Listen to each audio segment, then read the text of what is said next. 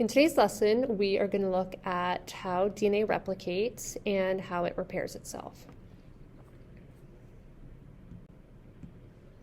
So first, we want to talk about when it occurs. So if we see here the cell cycle, which we know from previous courses, the cell goes through and spends most of its time in interphase. So we have G1, S phase, and G2 of interphase. And we have the replication of DNA preparing for mitosis in the S phase. So we are going to have our DNA replicating in the S phase of interphase, and this is to prepare for cell division, which we are probably familiar with mitosis. We have prophase, metaphase, anaphase, and telophase, and then lastly we have the division of the cytoplasm in cytokinesis. As we looked at in our group presentations, DNA is replicated in a semi-conservative form where we have our double-stranded parental DNA, and it is going to separate, and we follow the pink, and we have our parental template DNA here and another parental template DNA here. And each of those are replicated. So we get our complementary strand, our daughter strand in blue from both of them. And then these would go on in another replication process to split, divide. So we get our pink, if we follow here, and it will have its complementary daughter strand. And then our blue original here, and then another new complementary strand. And then same here. We have our original pink and a complementary blue strand, and then this blue strand comes here, and we build a complementary strand. So the parental strand unwinds or separates. Each parental strand is a template, and the new DNA molecule has one parent strand and one daughter strand. So talking about the process of replication, we have three phases. So the first phase is separation, where we get the separation of both of the parent strands. So we would see them up here. So this strand is going to separate from this strand. Let me see down here how they are separated. The next stage is building. So we have the building of the complementary strand shown in the green here. And this is where the bulk of our learning occurs in this lesson. And then lastly, we have proofreading to make sure any mistakes or damage gets repaired. So let's talk about the first stage. So starting with strand separation, we have our parental strands here. So we have one strand and we have our next strand, so both are double-stranded DNA, and we have to have that separated in order for new strands to be built complementary to them. So we have unwinding of DNA from each other. There's a specific sequence on chromosomes that are markers for starting points. So they are used as a recognition site for something to come in and start unwinding. And this is called a replication origin, and it has a high AT content. And we can remember that there is two hydrogen bonds between adenine and thymine, so it's actually going to be easier to break those bonds versus three bonds between guanine and cytosine. So a high AT content is where the origin of replication is. In eukaryotes, there are many origins because the chromosomes are so long. Whereas prokaryotes, there's usually just one origin of replication. So looking at this diagram here, we have our replication fork shown. So replication would have started somewhere around here, and it is separating the two strands shown here. So the two strands have separated, and we'll talk about exactly what happens in that scenario in a little bit. But we have this fork right here, so almost like a fork in the road, where we have one strand going in that direction and that strand going in that direction.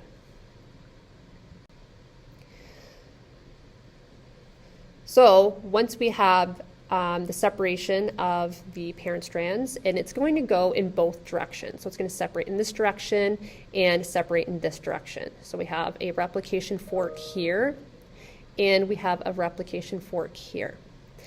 And since the forks are going in opposite directions, it actually creates what's called a replication bubble.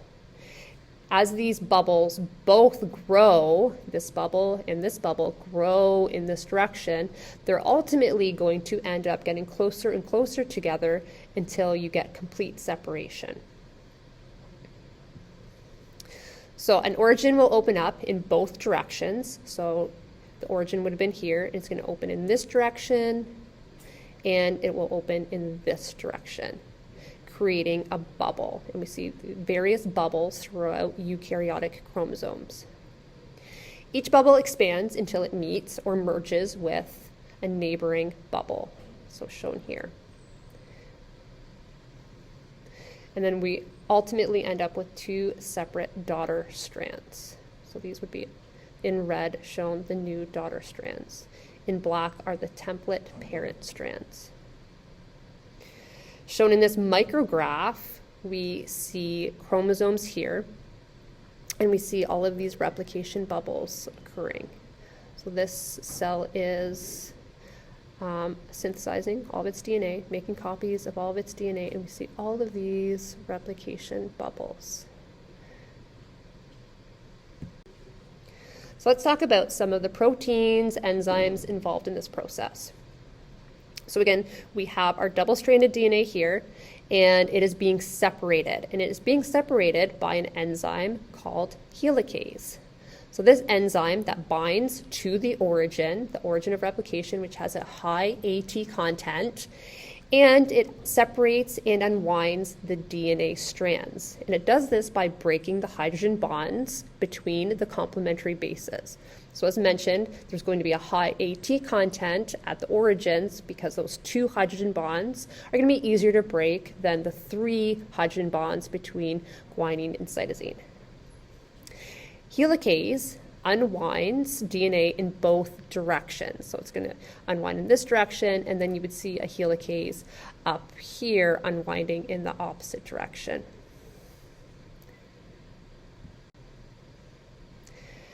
Now, in order to make sure that the DNA doesn't bind back with itself, we're going to have the A's are going to want to bind again with the T's and the C's with the G's. So to prevent that from happening, we have these single strand binding proteins, and they're only going to bind to a single strand of DNA.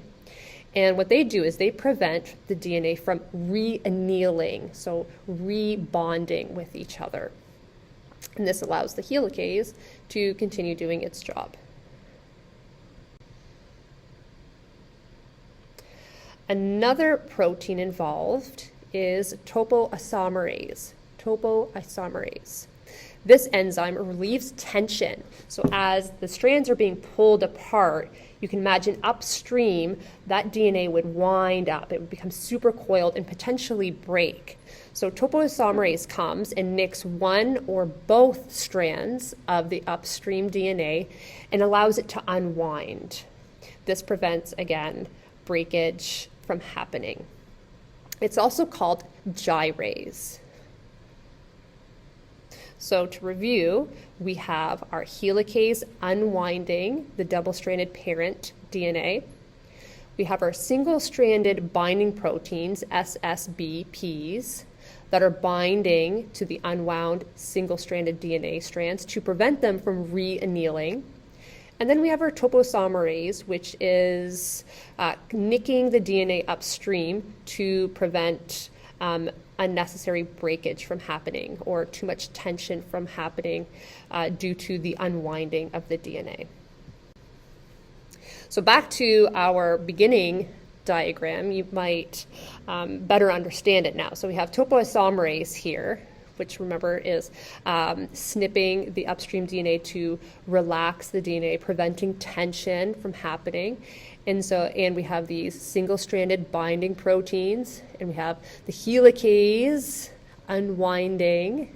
So now it says, now just relax your backbone, the sugar phosphate backbone, and let yourself unwind. So it's a nice funny for you. Okay, so just a quick mention on replication rate. If they're, so in eukaryotes, it is about 50 base pairs per second. The entire genome would take a month if there was only one replication fork per chromosome. However, in reality, it takes the whole genome about 1 hour to replicate. The next stage is building the complementary strand. So once we have a single strand of DNA, we can go and have the complementary strand built. There's a couple things we need to look at. So remember, we have directionality with our DNA strands. We have our 3' end that ends with the sugar, and we have our 5' end that ends with phosphate. From there, using this as the template, so this is one of the parent strands, we have an RNA primase that's going to come in, and it lays down an RNA primer, and we'll talk about why that happens in a little bit. So it's going to just lay down a little piece of RNA, like so. And it is using the DNA template to lay down complementary RNA. And that's called an RNA primase, or sometimes they just refer to it as primase. Next, we have DNA polymerase come in, and it uses this, it extends from the RNA primer and starts to lay down DNA. And again, using this as the template. Now, this DNA polymerase moves from a 5' to 3' direction, always.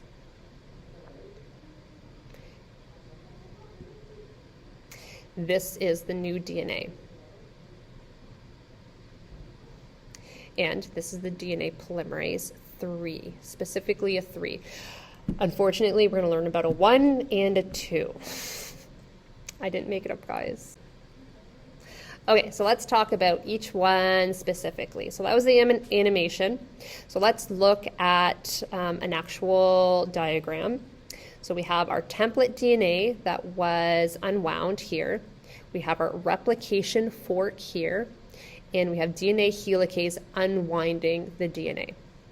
Upstream, we would have topoisomerase, again, relaxing that tension.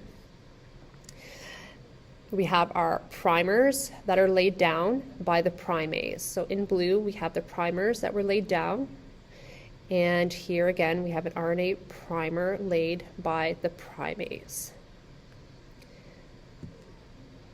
So RNA primase is an enzyme that builds a complementary RNA segment on the strand at the beginning of the replication fork, shown here and here. RNA primers are short RNA sequences that act as a starting point for replication. Why do we need to use RNA primers and not DNA primers? Because, interestingly, DNA polymerase needs to be primed. It can only extend DNA. It can't just start laying down DNA on its own. It's an interesting evolutionary hiccup. So, instead, RNA primase, which doesn't need to be primed, it can just start laying down RNA. It can come in, lay down some RNA primer that then DNA polymerase can extend from. So let's look at, another diagram we're going to look at here just to reiterate what we've been learning. And again, some definitions will pop up. So I want to point again at the fact that we have two parent strands that were unwound by the helicase. And we have our parent strand that moves in the 3' to 5' direction, and the other parent strand in the 5' to 3'. So let's look at the RNA primer, which is laid down by primase, and it's going to be laid down at the 3' end of the parent strand. So it's going to take some time for you to become familiar with the 3 to 5 prime end, 3 or 5 prime end, or the 3 to 5 prime direction. And sometimes we're talking about the parent strand, and sometimes we're talking about the growing daughter strand. So I need you to spend a little bit of time to make sure that you can communicate this and make sure you can understand this. So this new primer is laid down at the 3 prime end of the parent strand. Okay, so this is the parent strand, and this primer is laid down at the parent 3 prime end of the parent strand. DNA polymerase 3, shown here, is going to come along and start adding DNA nucleotides from this RNA primer. And again, it's going to move in the 5 to 3 prime direction of the growing strand. And again, nucleotides are added to the 3 prime end of the growing daughter strand. So this is the 3 prime end. So since this is the 3 prime end of the parent strand, this is the 5 prime end of the complementary strand, the growing daughter strand. So it's going to grow to 5 to 3 prime direction. So new nucleotides, DNA nucleotides, are added to the 3 prime end. And lastly, new strands are assembled in a 5 to 3 prime direction. Now we see this is happening sort of on this other strand, and we're going to talk about how one strand assembles really nicely and smoothly in one direction, but it's more segmented in the other direction. So let's talk about how exactly nucleotides are added. So they're added to the 3 prime end of the growing DNA strand, shown here. But we have nucleoside, not nucleotide, nucleoside triphosphates.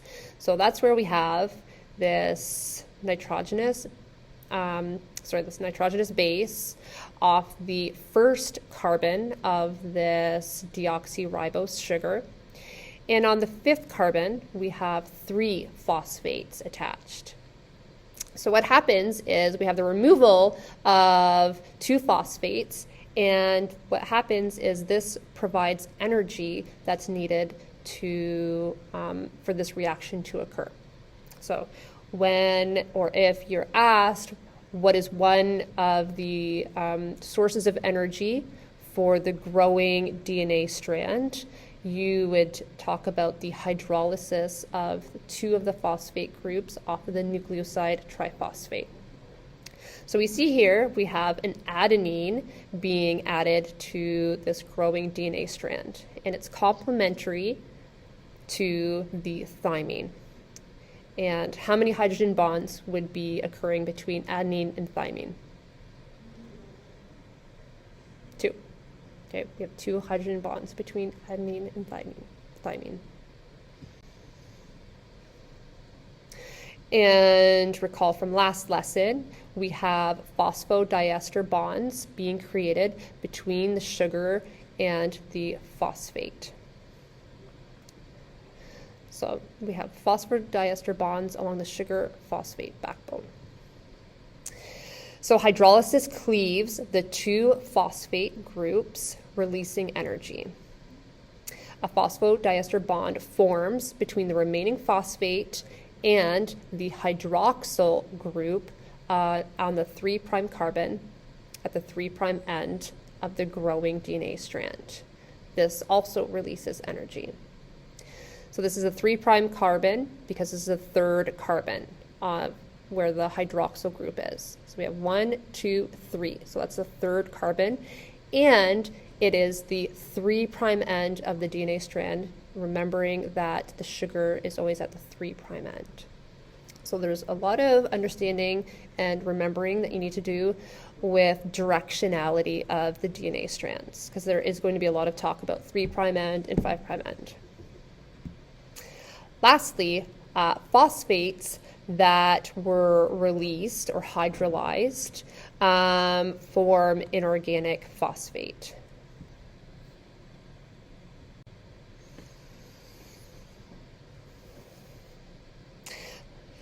So remember, we have our replication bubble, here, and we have a replication fork going in this direction and a replication fork in this direction. So replication is going to go in both directions.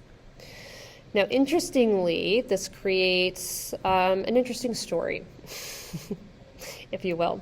So one strand, if we look at just, let's say, looking at just one strand here. So one section, not one strand, but one section. If we cut into this, your textbook only looks at one fork, which I find misleading in your textbook. So I want you referring to your notes and to this lesson to see the complete story of what's happening. So we're going to zoom in and look here. So we have just a replication fork, but I want you to remember what's happening at one end. We have also stuff happening at the other end. So we're only looking at this section shown here. So if we have an RNA primer laid, again, at the 3' end of the parent strand, and DNA polymerase lays its DNA from the 5' to 3' end of the growing strand, this DNA can be nice and continuous. It's not going to have to stop. It can keep going.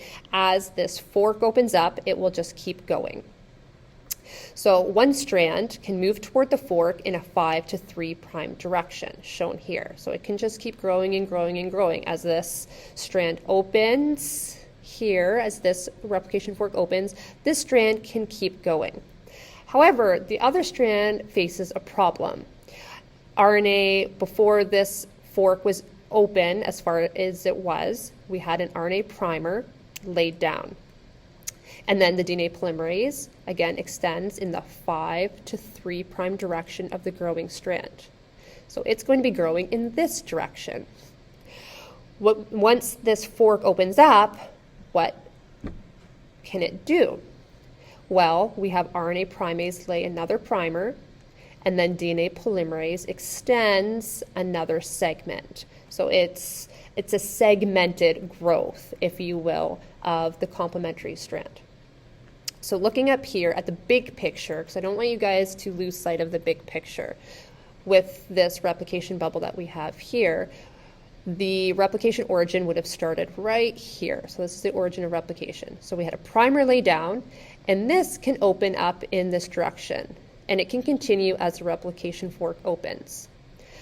And then similarly, on going in this direction, because remember it's going to open up in both directions, we have the RNA primer, and then the DNA polymerase would add to the growing DNA strand in a 5' to 3' direction, and it can continue as this replication fork opens.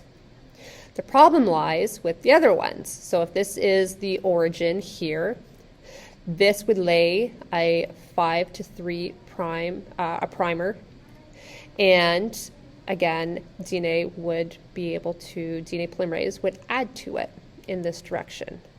As this fork opened, it would add another primer, and then DNA polymerase would add DNA in the 5' to 3' direction. And then again, as this opens, a new primer would be laid, and DNA polymerase would add DNA in this direction. So we're going to look at an animation that shows that. So again, we're just looking at one replication fork, but I want you to remember that the replication forks are growing in both directions. So we have here our parent strands, and we have our replication fork here. And this is I call it the easy to get strand, daughter strand. An RNA primer in blue is laid down by primase, and DNA polymerase lays down DNA in the 5' to 3' direction. And we see it just grows, and it's easy. As the replication fork opens, it can just keep adding DNA.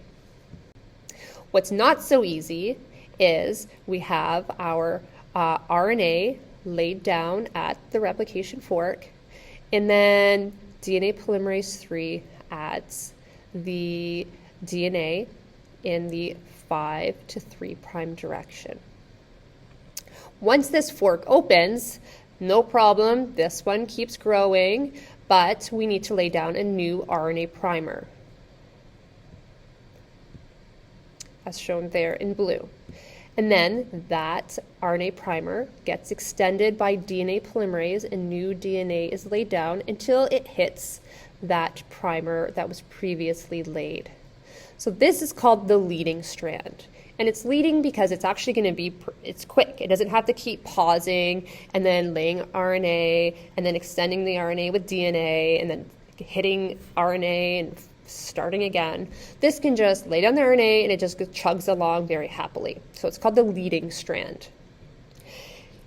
You can compare that with the name of lagging strand. So this is the lagging strand because it's actually going to take time. It takes longer, so it's lagging in time.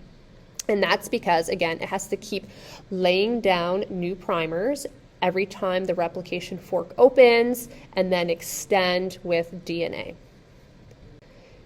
shown here. So again, our leading strand can just chug away and add DNA as that replication fork opens. The lagging strand lays down an RNA primer by primase, and then DNA polymerase comes in and extends with DNA until it hits that previous primer. So let's put some definitions to what we've been talking about. So again, let's look at just a diagram instead of the animation that I made. And I want you to focus again or keep reminding yourself that what is happening at one end of a replication bubble is going to be happening similarly at the other end. So there's always two forks in one bubble. I feel like that could be a yearbook quote. So let's talk about the leading strand to start. So again, we're looking at this section right here, and it's zoomed in. What I don't like is that they've covered up the primer, where the primer would be laid right around here, let's say. And the primer was laid down, and then DNA polymerase 3 can extend with DNA nucleotides towards the replication fork. So notice when we look again at the big picture, when we started at the origin, so a primer was laid on this strand, and we see the leading strand grows towards the replication fork. Similarly, there was an RNA primer laid on the other template strand, and this leading strand grows towards the replication fork.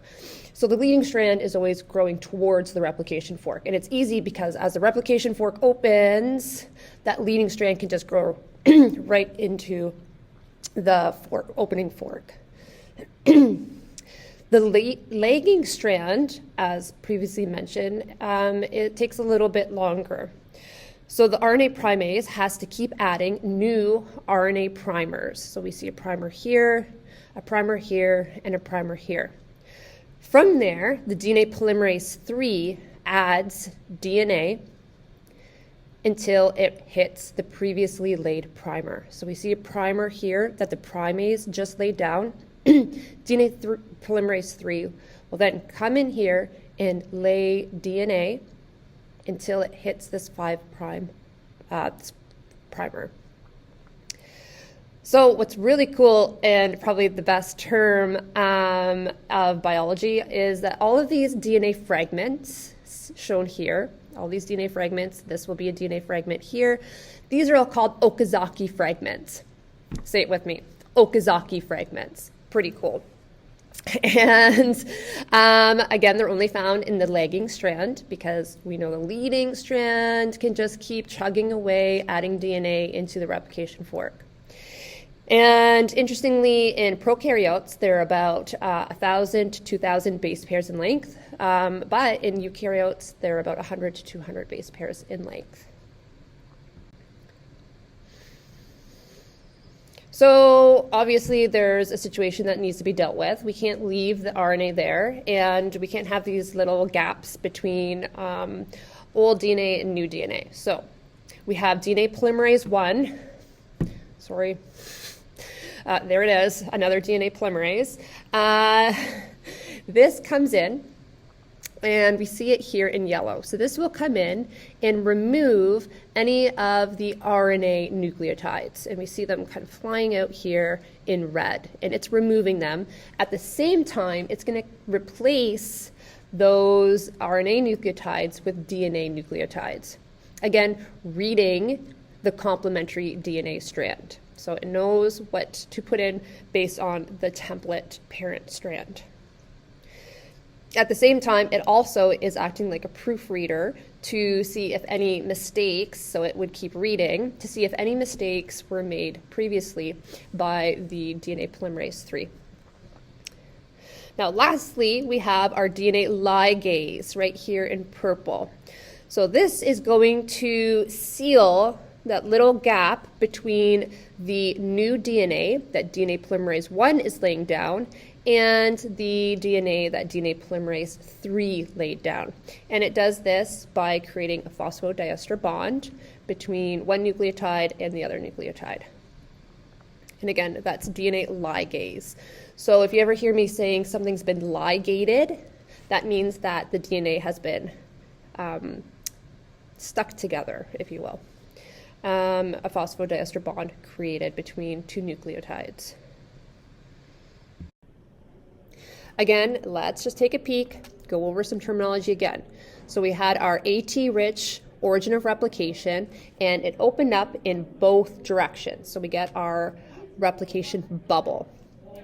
At our replication fork at both ends, you have your leading strand growing into the replication fork.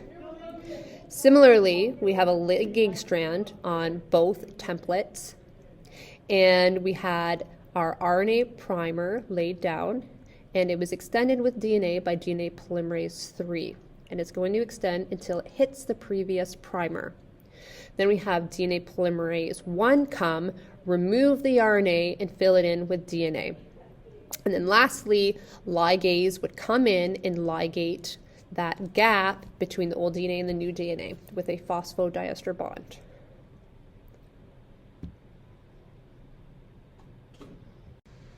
So as mentioned earlier, we have to remove these RNA primers that were laid by primase, and DNA polymerase I removes those RNA nucleotides, fills them in with new DNA nucleotides, and then we have ligase come in and create a phosphodiester bond between the new DNA and the old DNA. So let's look at what that sort of looks like. So we're going to see one RNA primer removed, and DNA polymerase I will extend, or just essentially just fill in the gap with DNA. And then it would remove